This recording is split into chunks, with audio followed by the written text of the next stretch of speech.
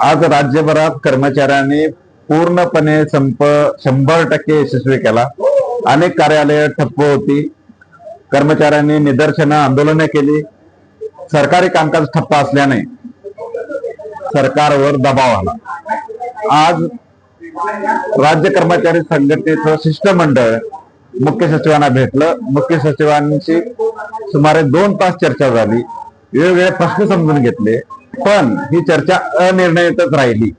या संदर्भात आपण जाणून घेऊया अधिकची माहिती संघटनेचे प्रसिद्धी प्रमुख सुरेंद्र सरपाते साहेब यांच्याकडून। बेमुदत संपाचा आजचा हा दुसरा दिवस।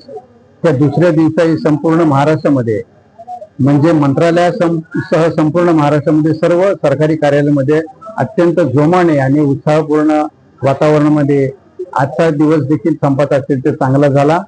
आणि ते करत असताना कर्मचाऱ्यांमध्ये वेगळा उत्साह जाणवत होता।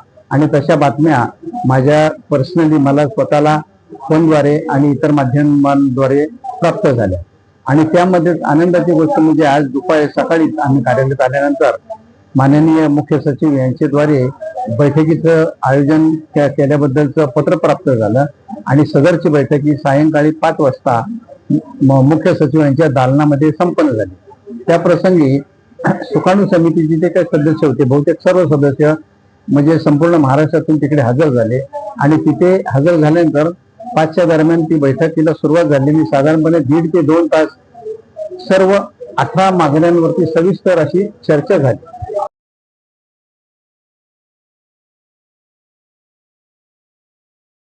अनुषंगाने आम्हाला उद्या ते इतिवृत्त सादर करणार आहे। आणि त्याच्यानंतर इतिवृत्तानंतर संघटनेची म्हणजे सुकाणू समितीची बैठक होईल, त्यावरती विस्तृत अशी सर्व मागण्यांवरती विस्तृत चर्चा होईल। आणि त्याच्यानंतर संपाची पुढची दिशा उद्या ठरेल, परंतु तुर्तास आज तरी संप चालू ठेवण्याचा निर्धार पक्का केलेला आहे। तीव्रता आमच्या माहितीनुसार तीव्रता अजून जोमाने अजून वाढणार आहे, कारण काही कारणामुळे शिक्षक वर्ग संपाच्या दूर होता। म्हणजे त्यांना जे अचानक राष्ट्रीय कामकाज आलं होतं म्हणजे सेन्सरच्या बाबतीत आणि पट पडताळणी, तर हे कर्तव्य म्हणून त्यांनी 2 दिवस बजावलं, परंतु उद्या हे या संपामध्ये सहभागी होणार आहेत। म्हणजे अत्यंत अजून त्या संपामध्ये वाढ होणार आहे आणि जास्त त्याची जी व्याप्ती आहे ती वाढणार आहे।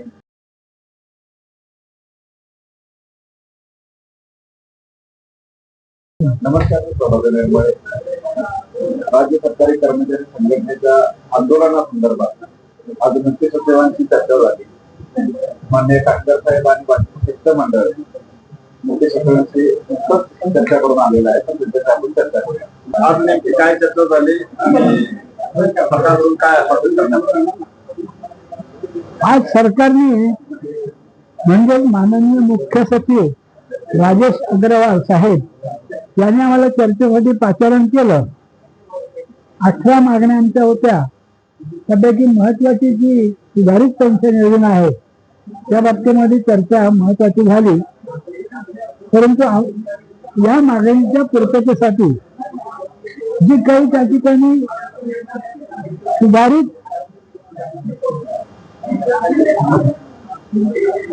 सुधारित पद्धती किंवा सुधारणा काही गोष्टींमध्ये हवी असेल तर त्याची मान्यता ही माननीय मुख्यमंत्र्यांकडे घ्यावी लागेल, असं माननीय मुख्य सचिवांनी स्पष्ट केले।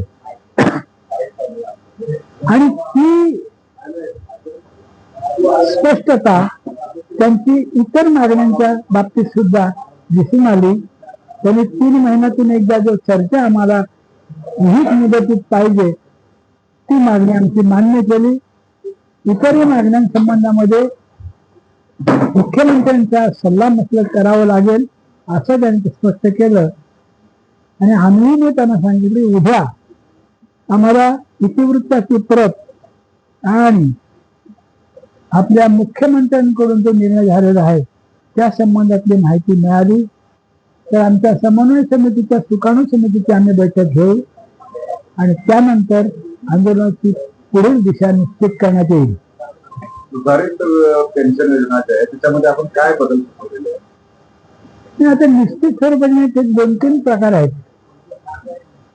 म्हणजे यूपीएस म्हणजे एकीकृत पेन्शन योजना जी केंद्राची आहे आणि राज्याची सुधारित निवृत्ती वेतन योजना आहे, यामध्ये एकमेकांना क्लब केलं आणि कर्मचाऱ्यांच्या भवितव्यावरती कुठलाही त्याचा विपरीत परिणाम होणार नसेल तर कसा प्रयोग करता येणं शक्य आहे, ही शक्य अशक्यता त्या ठिकाणी आजमावून पाहण्यात आली. परंतु त्या संबंधामध्ये त्यासाठी मुख्यमंत्र्यांचे सल्लामसलत आवश्यक आहे. त्यामध्ये काय अटी शर्तीमध्ये हो, निश्चित आहे. कारण आता कुठलीही गोष्ट फायनॅलिटीला आल्यानंतर त्याच्या अटी शर्ती ह्या ऑब्वियस येणारच. त्यामुळे जर काही गोष्टी जर एकत्रीकरण जर करायचं असेल तर दोन्ही मधल्या काही गोष्टी त्या ठिकाणी सामायिक आहेत, त्याचा अंतर्भाव करणे क्रमप्राप्त आहे. शिक्षकांना शिक्षकेतर कर्मचाऱ्यांच्या संदर्भात मागण्या आहेत, त्या संदर्भात काय सरकारचे? शिक्षकेच्या बाबतीमध्ये 10-20-30चा जो प्रश्न आहे त्याच्या बाबतीमध्ये निश्चितपणे हल्लीच त्यांना 12 आणि 23 वर्षाची कालबद्ध पद्धतीने देण्यात आलेली आहे. त्यामुळे या बाबतीत टप्प्याटप्प्याने मी विचार त्या ठिकाणी करू शकतो अशी भूमिका त्यांनी घेतली. आणि आकृतीबंधासंदर्भात काय? आकृतीबंधाच्या बाबतीमध्ये विहित मुदत आकृतीबंध प्रत्येक डिपार्टमेंटने द्यावा म्हणून निश्चित प्रयत्न केला जाईल. कंत्राटी कामगारांच्या बाबतीमध्ये त्या ठिकाणी आम्ही त्या संबंधातला अभ्यास करू, विचार करू आणि त्यानंतर आपण त्या संबंधामधला अंतिम निर्णय आम्हाला तुम्हाला सांगता येईल अशी भूमिका घेतली. स्पेसिफिक त्या संदर्भात त्यांची भूमिका नाही. भरती संदर्भात काय?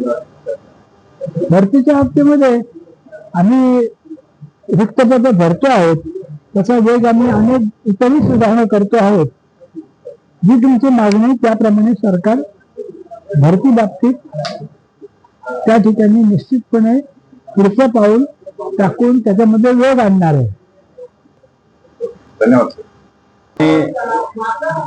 पण ही चर्चा अनिर्णितच राहिली. या संदर्भात आपण जाणून घेऊया अधिकची माहिती संघटनेचे प्रसिद्धी प्रमुख सुरेंद्र सरपाते साहेब यांच्याकडून. बसा इकडे. मला राज्यभरातला आढावा पाहिजे. बाकी ते हे आपलं काय झालं ते घेतलेलंच आहे. आता मी काय सांगतो, राज्यभरात संप आज कसा झाला, काय झाला, म्हणजे थोडीशी त्याचा थोडा विषय घेऊन आणि